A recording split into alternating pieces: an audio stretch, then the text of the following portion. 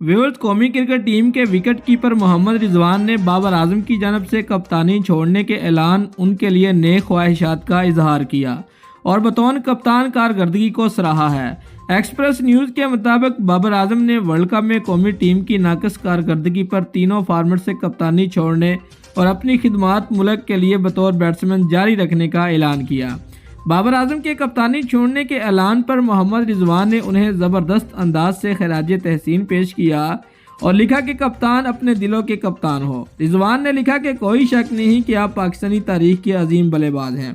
Wicket keeper ने लिखा कि बाबर की बतौर कप्तान पाकिस्तान के लिए ईमानदारी, मोहब्बत, सोच और कोशिशें बहुत शानदार हैं। उन्होंने बाबर आजम को दुआ दी कि आप पाकिस्तान के लिए इसी तरह चमकते दमकते रहें।